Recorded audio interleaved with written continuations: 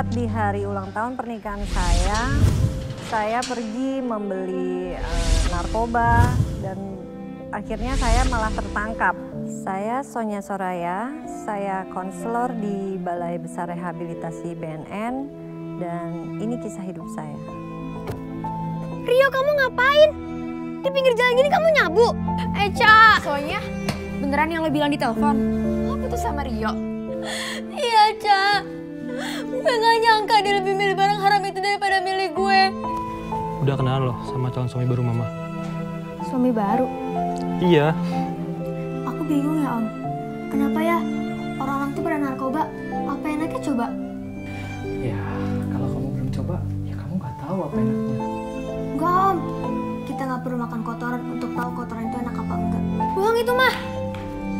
Sonya difitnah. Sonya nggak pernah pakai narkoba. Waktu Sonya ke toilet, Puto itu udah ada di situ. Bu Yuni, hasil tes urin anak saya sudah keluar. Dan hasilnya negatif. Tapi Putau itu bukti nyata, Bu. Kamu harus direhabilitasi, Dandi. Kalau dibiarkan seperti ini, bukan bahaya buat kamu saja, tapi juga buat Sonya. Dia bisa kecanduan lagi loh jadi pemakai. Sekarang kamu sebagai suaminya seharusnya menjaga dia, bukan malah menjerumuskannya. Saya anak kedua dari 4 bersaudara. Saya besar dari keluarga yang orang tua saya bercerai sejak saya kecil. Ibu saya menikah lagi, setelah itu dapat anak dengan keluarga barunya. Kalau papa saya tidak menikah lagi. Mama pergi dulu ya. Wah, cantik sekali kamu malam ini. Terima kasih. Yuk kita jalan. Ya, Sonya, kenapa malam sekali pulangnya? Belajar bareng. Harusnya kamu info dulu dong ke Mama. Iya, Ma. Oh iya, kenalin ini Om Lukman. Lukman, kenalin ini Sonya, anak keduaku. Om Lukman, Sonya. kapan-kapan kita dinner bareng ya. Sekalian Om kenal sama keluarga kalian. Oke. Ya udah sekarang kamu mandi dan istirahat ya. Muka kamu pucat begitu. Kecapean kali tuh. Oke. Udah, Yuk, Ma. jalan.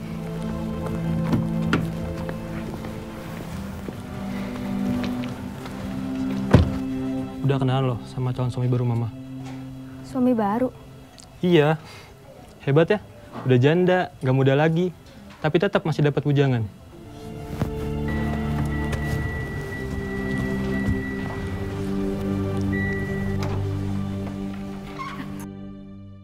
Saya kenal narkoba sejak usia 16 tahun. Pada saat itu saya duduk di bangku SMA kelas 1 ya masih. Pada saat itu teman-teman saya, lingkungan saya memang pemakai. Banyak yang pemakai dan meskipun saya awalnya tidak ikut terpengaruh. Tapi karena ada satu kejadian, karena saya juga sudah berada di lingkungan itu ya. Terakhirnya saya mulai terpengaruh juga terhadap narkoba dan semenjak itu saya sulit untuk melepaskan diri. Pada saat itu ya biasa ya galau-galaunya remaja ya, putus cinta aja langsung jadi drama. Pacar saya itu pada saat itu juga mulai kecanduan narkoba ya. Semenjak itu perilakunya tuh berubah total terhadap saya gitu. Bahasa saya saja bilang dia itu lebih memilih narkoba, tapi perilakunya berubah total sampai akhirannya kami udah hubungannya benar-benar renggang. Saya sering dibohongin sampai akhirannya berakibat kami putus hubungan.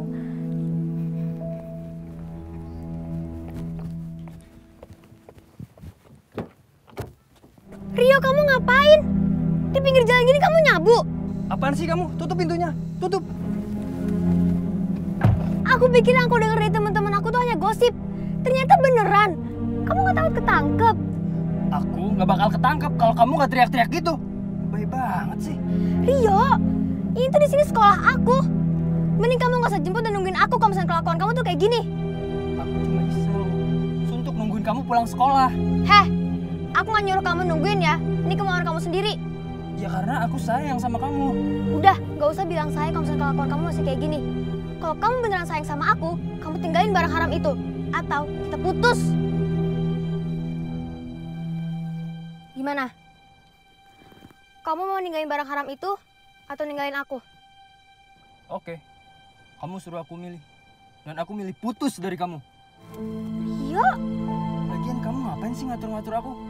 Kita pacaran, bukan berarti kamu bisa ngatur-ngatur aku. Sekarang kamu turun dari mobilku. Kita udah gak ada hubungan apa-apa lagi. Oke.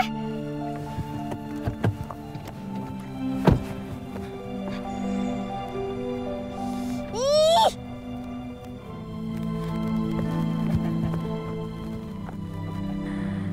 Terus teman yang menghiburnya akhirnya malah ke arah yang negatif seperti itu. Ca! Soalnya beneran yang lo bilang di telepon? Lo putus sama Rio? Iya, Ca.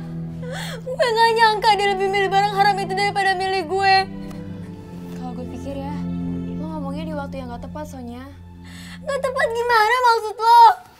Nih ya, nasihatin pemakai yang udah candu gak bisa langsung to the point. Apalagi masa dia ninggalin yang udah bikin dia kecanduan. Tapi beneran deh, Ca. Gue tuh gak bisa kalau misalnya dia pakai barang itu. Itu kan ngerusak hidupnya dia sendiri. Mungkin lo seharusnya ngomong di waktu yang tenang, dari hati ke hati. Biar dia tuh juga bisa menerima dan lebih kebuka pikirannya. Kan dari awal gue udah bilang sama lo. Dari awal lo jadian sama dia 2 bulan lalu, kalau Rio itu pemake. Tapi lo gak pernah percaya gue. Iya, sekarang gue percaya. Setelah gue ngeliat dengan mata kepala gue sendiri. Ya udah, sekarang lupain aja. Anggap aja buang tisu. Bentar lagi lu juga dapat gebetan baru. Om punya cara yang mudah buat ngelupain segala stres kamu. Kenalin nih, adiknya mama gua. Masih muda sih, tapi gue manggilnya Om. Namanya Om Yuda. Hai. Dari 2 minggu lalu dia tinggal di rumah nenek gue ini. Tadinya dia tinggal di Jogja. Ya udah Ki, ajak kamar aja. Gak enak dilihat orang di teras gini nangis-nangis. Ayo.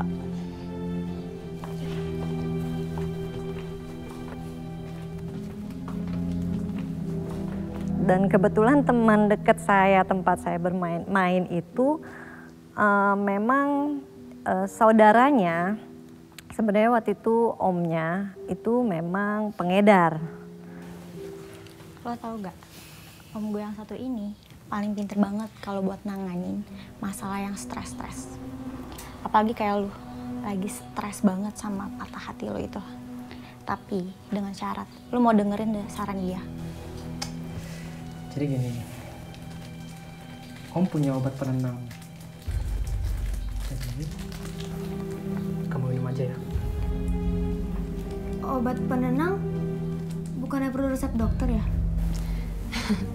Bukan dokter, tapi punya apotik. Segala macam obat juga dia ada. Udah, diminum aja. Khawatir banget sih. Gue udah biasa kok minum obat itu. Santai lah. Kita kan teman kamu. Nggak mungkin lah gue bakal nyelakain lo. Apa minum aja? Tapi nggak jadi ketergantungan kan, Om? Ya enggak lah. Bukan apa-apa ya, Om. Cuman saya takut kayak pacar saya. Mantan, bukan pacar lagi kali. Aku bingung ya, Om. Kenapa ya orang-orang tuh pada narkoba? Apa enaknya coba? Ya, kalau kamu belum coba, ya kamu nggak tahu apa enaknya. Enggak, Om.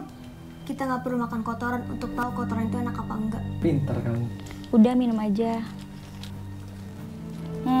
Gini aja. Kita minum satu-satu aja. Gimana? Om, bagi. Ayo bagi. Lagi juga. Nah, kita kan semua udah megang satu-satu nih. Om pegang lah. Oke. Satu-satu ya. Ya, kamu kan udah satu-satu. Kita tos dulu dong. Yaudah sekarang kita minum bareng-bareng buat kebersamaan kita. Oke, 1, 2, 3. Yeay.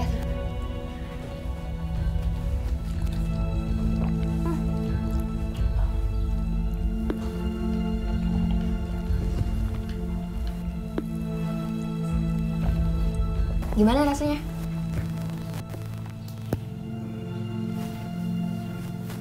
Sebentar lagi, semua stres kamu bakalan hilang.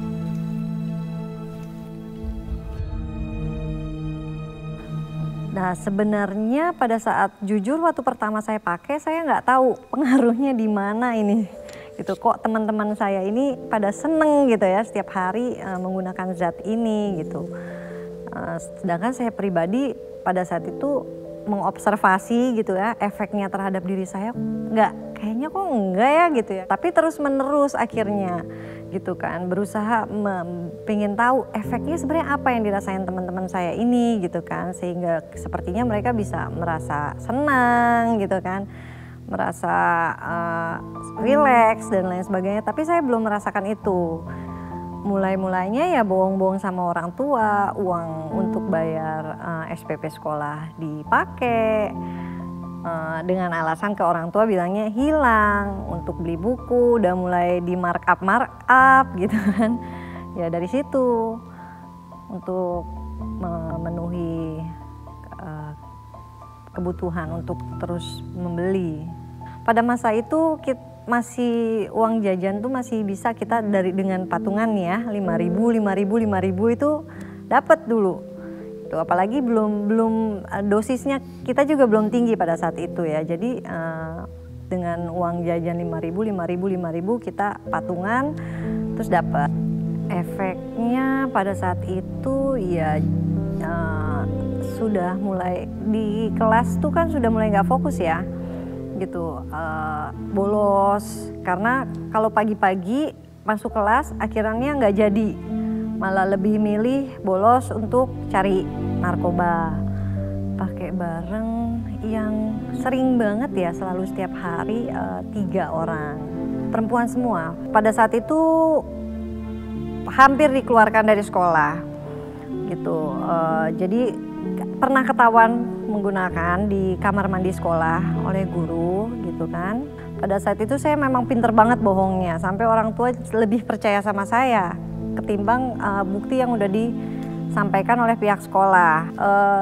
Memang saya nggak pernah ketangkep di tangan saya, memang dipergokin benar-benar sedang menghisap ya, dan di tas saya, di barang-barang bawaan saya juga nggak ada. Jadi saya masih bisa menyangkal gitu, sampai saya minta diproses untuk cek urin ke rumah sakit dan lain. Saya Bu Yuni, saya guru BP di sekolah Sonya. Hari ini Sonya tidak datang ke sekolah, jadi hari ini saya datang ke sini sekalian ketemu dengan Ibu untuk menyampaikan surat skor untuk Sonya. Anak saya diskorsing karena apa ya Bu? Sonya terbukti memakai narkoba di toilet sekolah. Hah? Anak saya pakai narkoba? Bohong itu mah. Sonya difitnah. Sonya nggak pernah pakai narkoba. Waktu Sonya ke toilet, putau itu udah ada di situ. Pas Sonya keluar toilet, tiba-tiba Bu Yuni sama satpam nuduh Sonya pakai putau itu. Sonya difitnah mah. Bu Yuni, saya tidak terima anak saya difitnah seperti ini. Tuduhan kami bukan tanpa alasan. Beberapa teman di kelas Sonya itu menjadi saksi bahwa Sonya ini pemakai. Ibu Yuni lebih percaya sama teman-teman yang sirik sama Sonya mah. Kalau Ibu Yuni dan Mama nggak percaya, Sonya berani kok dites urin. Tuh Bu, anak saya berani loh dites urin. Silahkan kalau mau tes urin. Mau berangkat sekarang ke klinik? Iya udah, sebentar saya ke toilet dulu, sakit perut.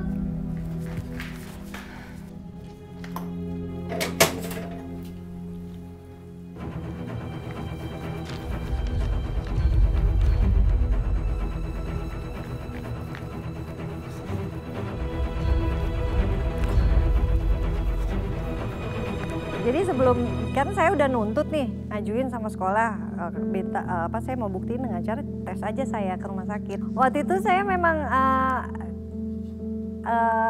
ngakalin sampelnya.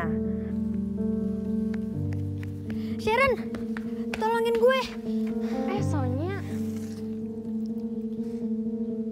Lo kenapa? Kita kan udah sahabatan lama. Gue minta air kencing lo sedikit aja. Hah? Buat apaan? Gue ada tugas penelitian dari sekolah. Gurunya galak banget. Dia udah di rumah gue sekarang. Lo gak pakai narkoba kan? Ya enggak lah. Aduh, gimana ya? Masanya gue gak pengen kencing. Ya udah, lo minum yang banyak. Terus lo ke toilet, lo pipisin deh. Nih, sedikit aja. Ya udah deh, tunggu bentar ya. Gue masuk ke dalam dulu. Ya, gue tungguin.